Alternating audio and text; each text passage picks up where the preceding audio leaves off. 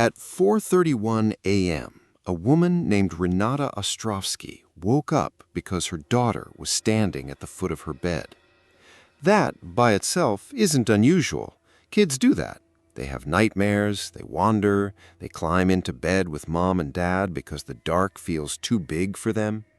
Renata told me this part herself, and she was very clear that in the moment she wasn't scared. She was annoyed, actually. It was a work night. She had a 7 a.m. shift, and she just wanted her daughter, Ren, to either get in bed or go back to her own room. So she said, "Baby, go back to sleep." And Ren didn't move. Renata said it again, still nothing. And it was only on the third time when she sat up, reached for the lamp, and actually looked at her daughter standing there in the doorway light that she understood why Ren wasn't answering.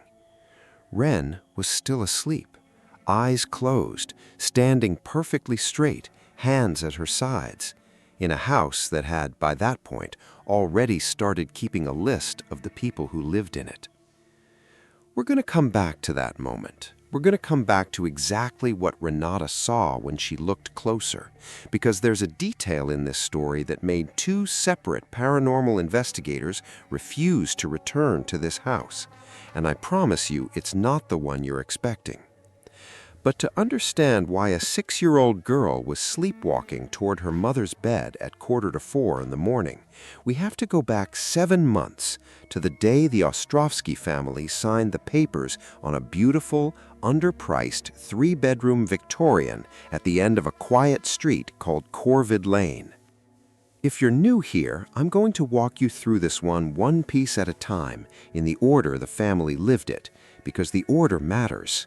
Some of what happens in this house only makes sense once you know what came before. So settle in. Maybe don't watch this one with the lights off. And let's get into it. Corvid Lane sits at the edge of a town I'm going to call Harlow Creek. That's not its real name. The family asked me to change identifying details, and I've respected that throughout this video. Harlow Creek is the kind of town that has one stoplight, one diner, and a historical society that's a little too enthusiastic about the fact that half the buildings downtown predated the Civil War. Marcus Ostrovsky, Renata's husband, was the one who found the listing. He worked remote in software architecture. She was a nurse looking to transfer to a smaller hospital system, and they'd been priced out of anything decent in the city for 2 years running. Then this 3-bedroom Victorian showed up. Wraparound porch, original hardwood, a converted attic space Ren immediately claimed as her castle room, and it was listed at almost 40% under comparable homes in the area. Marcus asked the realtor why. The realtor, a woman named Delphine Cho, who'd been selling homes in Harlow Creek for 20 years, gave him the practiced answer.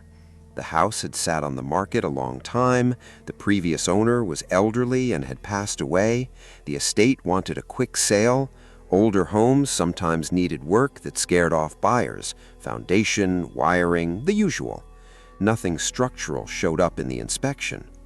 What Delphine did not mention, and what Marcus only found out 4 months later from a neighbor 2 doors down named Harold Fessenden, who'd lived on Corvid Lane since 1988, was that the house had changed hands 6 times in the last 14 years. 6 families, an average stay, Harold told me, of a little over 2 years each. "Nobody ever tells you that going in," Harold said. "Realtors aren't required to disclose it if there's no death on the property that same ownership period, or something like that. I don't know the exact law, but I know the pattern. This house eats families in 2-year bites and spits them back out looking for a new zip code." But that conversation happened later. In month 1, the Ostrovskys knew none of this.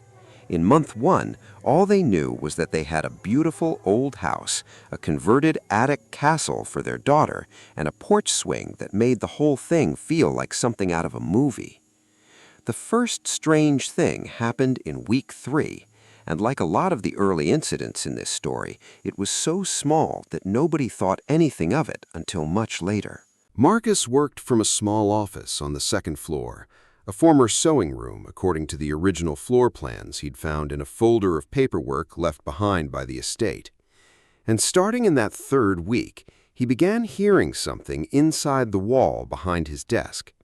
He described it to me as a scratching. Not rats. He was firm about this because his first assumption was rats, and he'd dealt with rats in a previous apartment and knew what that sounded like: fast, skittering, erratic. This was slower, rhythmic almost, like something dragging itself along the inside of the wall at a pace that never sped up and never slowed down. He called an exterminator. The exterminator found no droppings, no nesting material, no gnaw marks, no entry points. He told Marcus, half joking, that whatever was in there must be a very tidy animal, and left without charging a service fee because, in his words, there was nothing to treat. The scratching continued. Marcus started wearing headphones during work calls, partly for the noise, partly, though he didn't fully admit this to himself yet, because the sound had started to feel less like an animal and more like it was listening for him to notice it and stopping when he did. That's a detail he shared with me almost sheepishly, like he knew how it sounded. But I want you to hold on to it because it comes back later. And it comes back in a way that connects directly to what Renata saw at the foot of her bed. By week 6, Wren started talking about the crawling man. Kids invent things. Every parent knows this. Imaginary friends, monsters under the bed, entire elaborate mythologies about who lives in the closet. It's developmentally normal. And both Marcus and Renata told me they didn't think much of it at first. Wren was 5.5 at the time, newly enrolled in kindergarten, adjusting to a new house and a new school, and some imaginative processing of that stress seemed not just expected, but healthy. Except the crawling man had specifics that Wren couldn't have invented on her own, specifics that lined up disturbingly well with something neither of her parents had told her.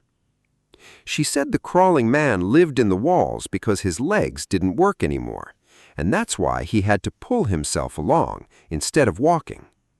She said he came out at night to look for his dog. She said his name was a word she couldn't say right, something like Aldous or Aldrich, and she said it with a specific careful pronunciation, like she was repeating something she'd heard rather than something she'd made up. Marcus and Renata didn't know it yet, but the previous owner of the house, the elderly man whose estate had sold it, was named Aldrich Penhallow. He had lost the use of his legs after a stroke in his final years, and had, according to Harold Fessenden, kept a dog he was famously devoted to, a hound named Samson. That dog gone missing a full year before Aldrich himself died, and he'd reportedly spent the last 12 months of his life searching for him. None of the Ostrowskis knew any of this when Wren started talking about the crawling man looking for his dog. They found it out afterwards, piecing it together the way you do when you're trying to make sense of something that's already gotten its hooks into your family. And I want to be honest with you. This is the moment in researching this story where I stopped being able to write it off as coincidence, stress, or a kid's overactive imagination. Because there's coincidence, and then a 5-year-old kid accurately describing the mobility impairment and missing pet of a dead man she'd never met in a house she'd lived in for 6 weeks. If you're finding this as unsettling as I did putting it together, let me know in the comments. And stick around, because week 6 is genuinely the calm part of this story. It gets much worse from here. By month 3, the scratching in the walls had migrated. Marcus heard it in his office less often, and when Renata asked about it, cautiously, not wanting to sound insane, she admitted she'd started hearing it too, but in the hallway outside Wren's room. Always between roughly 2 and 4 in the morning. And around this same time, both of them started hearing something else. A dog.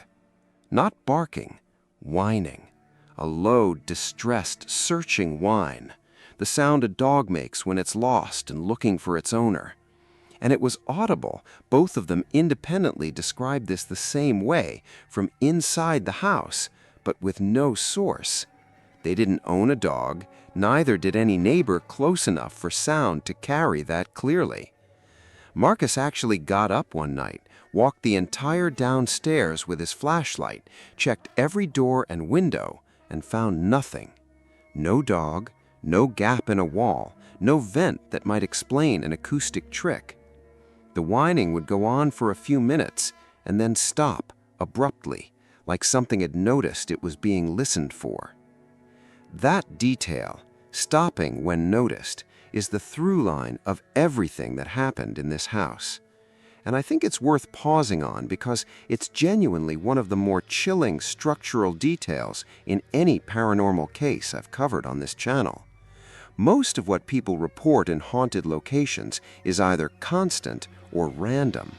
This wasn't random. This behaved like something aware of its own audience, adjusting itself based on whether it believed it was being perceived. That's not just unsettling. It's a specific, describable pattern of behavior, and behavior implies intent. And intent is the thing that should scare you most in a story like this one.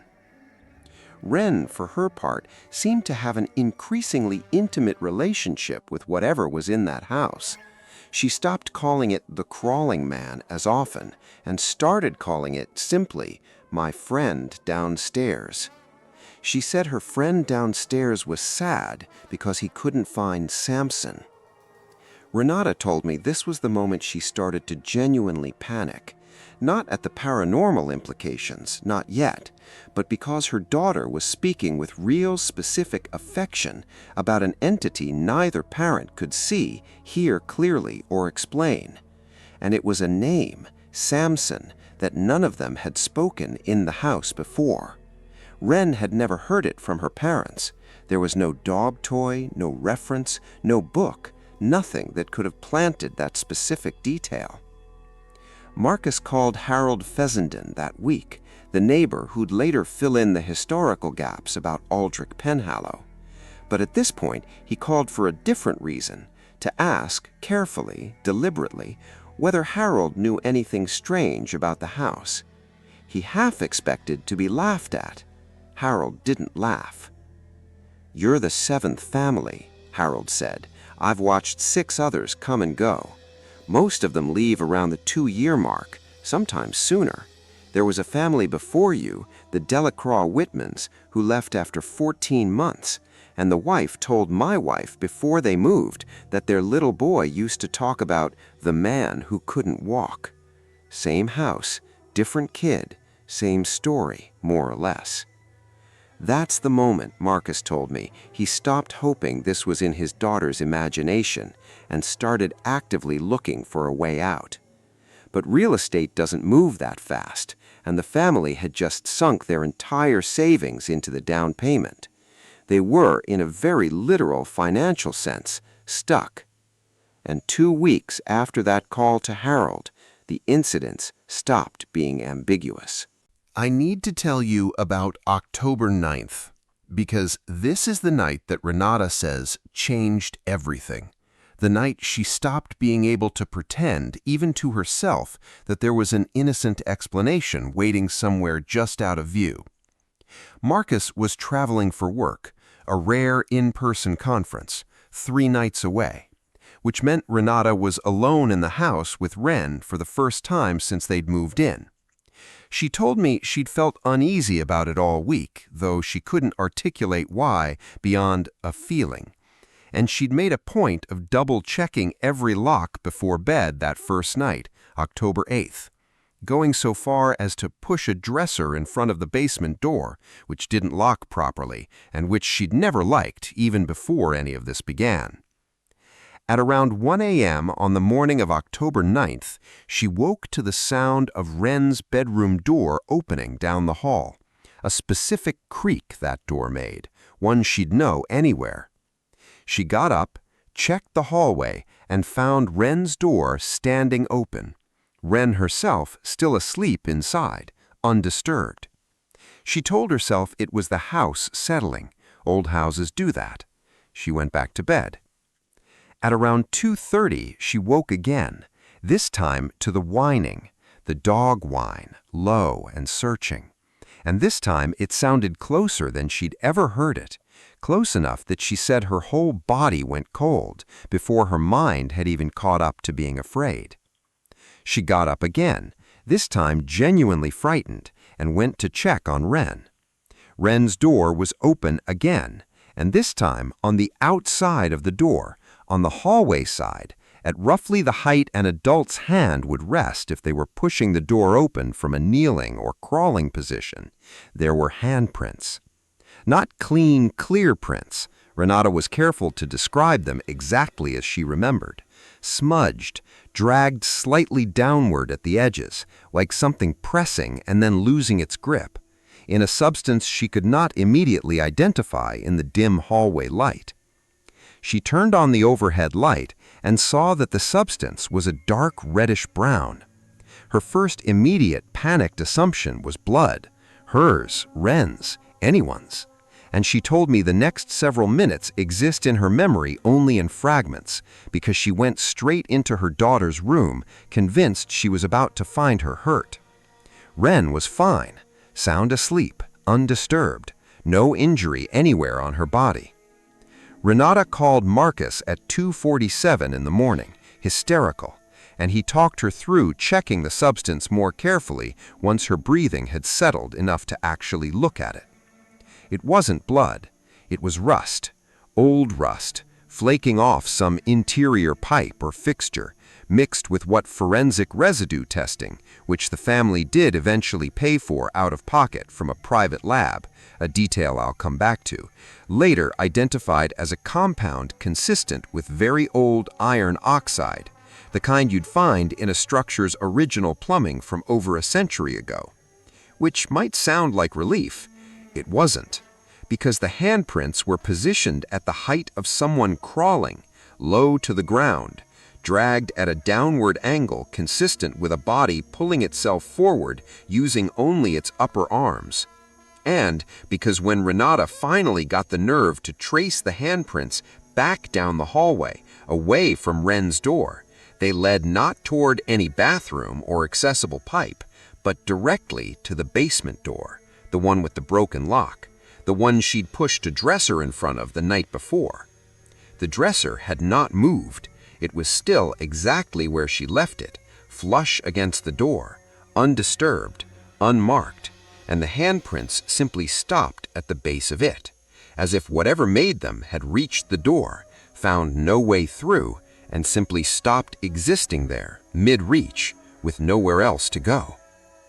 If you've made it this far, I want you to sit with that image for a second, because it's one of the details in this case file that genuinely still gets to me months after first hearing it. Something pulling itself down a hallway toward a locked door, reaching it, finding no way through, and not knowing what happened to it after that.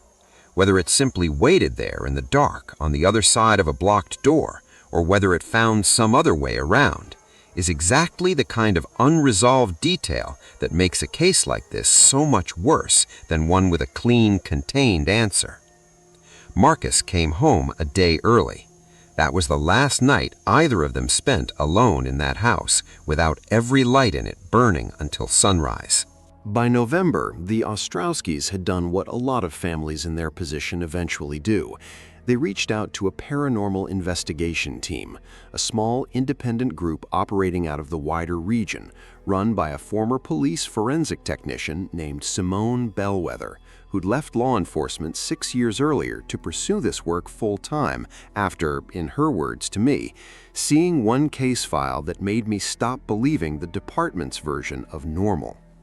Simone brought 2 other investigators, a technical specialist named Priest Okonkwo, who handled EMF and audio equipment, and a researcher, Fenwick Ardal, who specialized in property history, exactly the kind of digging that had already turned up Aldrich Penhallow's name through Harold Fessenden, but who took it several steps further. What Fenwick found over about 3 weeks of courthouse records, old newspaper archives, and a set of county death certificates going back to the 1920s was this. The house on Corvid Lane had been built in 1911 by a man named Aldrich's grandfather. And across more than a century, at least 4 residents of that house had died on the property itself under circumstances ranging from unremarkable, an elderly relative passing peacefully in an upstairs bedroom in the 1950s, to genuinely troubling. The most troubling was Aldrich Penhallow himself. Fenwick's research turned up something the family had not previously known. Aldrich had not died the peaceful death his estate paperwork implied. According to a county incident report Fenwick obtained through a public records request, Aldrich, in the final year of his life, wheelchair-bound after his stroke, still obsessively searching for his missing hound, Samson, had been found dead at the base of his own basement stairs. The official ruling was accidental death, a fall consistent with a man in a wheelchair somehow losing control on an incline, though the report noted almost as an aside that investigators at the time found the circumstances difficult to fully reconstruct since Aldrich's mobility limitations made it mechanically unclear how he could have reached the top of the basement stairs unassisted in the first place, let alone fallen down them in a manner consistent with the injuries found. He had been searching, the report speculated, for sounds he believed were his dog. Sounds a home health aide who found his body the next morning said she too had heard on prior visits, though she'd always assumed it was something structural, wind in an old vent, nothing more.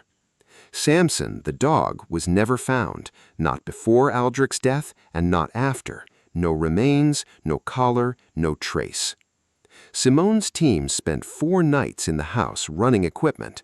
I'll spare you every reading and every log entry, but I want to tell you about the 2 nights that mattered most, because what they captured is the reason this case ended up circulating quietly through paranormal research circles well beyond the original family's small town. On the second night, Priest's audio equipment, running continuously from 11 p.m. to 5 a.m. in the downstairs hallway outside the basement door, captured at 2:52 a.m., syncing almost exactly with the time Renata had described her own encounter weeks earlier, a sound that his spectrogram software identified as containing 2 distinct sources layered on top of each other. A low, rhythmic dragging, consistent with something moving across a hard floor at a slow, uneven pace, and beneath it, fainter but unmistakable once isolated and amplified, a dog's whine. Simone told me that in 6 years of this work, across dozens of locations, she had encountered plenty of ambiguous audio, sounds that could be house settling, wind, pipes, wildlife. This was not that. The layering, the consistency with 2 independent witness accounts collected weeks apart, and the fact that it occurred at almost the exact same time on 2 separate nights, 3 weeks apart, with no equipment malfunction on either occasion, was, in her words, one of maybe 4 recordings in my entire career I would stake my professional reputation on as unexplained by any conventional means. The 4th night is the one that made Priest Okonkwo quit the investigation entirely, and it's the one that finally answers the question I opened this video with. What exactly was standing at the foot of Renata's bed? We're back now to where we started, 3:41 in the morning, Renata waking up to find Ren standing at the foot of her bed, asleep, unresponsive. Here's what she told me in her own words, as closely as I can reconstruct them. I sat up and I said her name again, and she still didn't move, and that's when I really looked at her, not just glanced, looked. And her eyes were closed, but her head was tilted down and slightly to the side, like she was looking at something on the floor near her own feet, even though her eyes weren't open. And her arms were down at her sides, but her hands were curled in this strange way, fingers bent like she was gripping something, and I remember thinking in the half-second before I really panicked that she looked like she was posed, like someone had arranged her that way. Renata got out of bed slowly, she said, moving toward Ren the way you'd move toward something you were afraid of startling. And as she got closer, she began to hear, very faintly, Ren's own voice, low, almost a murmur, repeating something over and over. She leaned in to listen, and what she heard was her daughter's voice saying quietly on a loop, "I found him, I found him, don't be sad, I found him." Then, Renata says, Ren's eyes opened, not gradually the way a person wakes, all at once. Both eyes opened at the moment, still facing down toward the floor. And this is the detail Renata struggled hardest to describe to me, the one she circled back to 3 separate times in our conversation because she felt she could never quite get the words right. Ren's eyes, in that half-second before full awareness returned to them, did not look like a child's eyes. She said they looked old, not physically different, the same color, the same shape, but the expression behind them in that instant was something Renata described as a grown man's grief wearing my daughter's face. Then, just as suddenly as it had arrived, it was gone. Ren blinked, disoriented, looked up at her mother, and said in her own 5-year-old voice, entirely herself again, "Mommy, why am I not in my bed?" She had no memory of getting up, no memory of walking down the hall, no memory of her own words her mouth had been saying only seconds before. Simone's team, present in the house that same week running their final overnight session, had a stationary camera positioned in the upstairs hallway, not in Renata's room out of respect for the family's privacy, but covering the hall Ren would have had to cross to reach their parents' room. The footage shows, time-stamped at 3:38 a.m., Ren's bedroom opening itself. No visible hand on it. 3 minutes before Renata says she woke up. It shows Ren walking the length of the hallway with the specific slow, unhurried, deliberate gait Renata had described, arms at her sides, and it shows her pause briefly directly beneath the hallway camera and tilt her head upward toward the lens for just under 2 full seconds before continuing on toward her parents' room. Priest told me that when the team reviewed that footage the next morning, nobody said anything for almost a full minute. Then he said quietly that he thought it might be time to consider whether continuing to investigate this house was worth what it might eventually cost the little girl living in it. That was the session that Priest Okonkwo left the team entirely. He didn't return for the final consultation. He told Simone in a conversation she relayed to me almost word for word that in 15 years of technical work, 6 of them in paranormal investigation and 9 before that in broadcast engineering, he had never once felt frightened of a piece of footage the way he felt frightened of those 2 seconds of Ren looking up into a camera she had no way of knowing was there. So, what was actually happening in that house? Simone's theory, and she was careful every time we spoke to frame it as a theory rather than a certainty, which I respected, is that Aldrich Penhallow's death was not, in fact, the accident the county ruled it to be. She believes, based on the layout of the stairs, the nature of his injuries, and the persistent, decade-spanning pattern of a crawling man reported by multiple unrelated children across at least 3 different ownership periods, that Aldrich did not simply fall. She believes he was searching, genuinely, desperately, in the final year of his life, for a dog that was by that point almost certainly already dead somewhere on or near the property, and that in his obsessive, nightly searching, moving through a house he could no longer safely navigate, dragging himself in whatever way his failing body allowed once his wheelchair couldn't manage certain thresholds and stairs. Something about that specific combination, grief, obsession, and a violent, unresolved death in pursuit of an answer he never got, left an impression on the house that didn't fade the way most residual energy is theorized to fade over time. It compounded. It repeated itself house-wide for anyone whose mind was open enough, or young enough, or unguarded enough during sleep to receive it. And Ren, Simone believes, wasn't possessed in any classical sense. Nothing in any of the footage, any of the audio, or any of the family's account suggests an entity acting with malice, taking control to cause harm. What it suggests instead is something closer to a kind of grief so total that it found in a sleeping child in the house it once called home, a temporary vessel through which to finally say the thing it never got to say. I found him. Don't be sad. I found him. Whether that's a comfort or a horror, Simone told me she genuinely isn't sure. A haunting that just wants closure is still a haunting, she said. It's still moving a child's body without her consent. It's still leaving handprints in a hallway. Good intentions, if that's even the right framework, don't make it safe.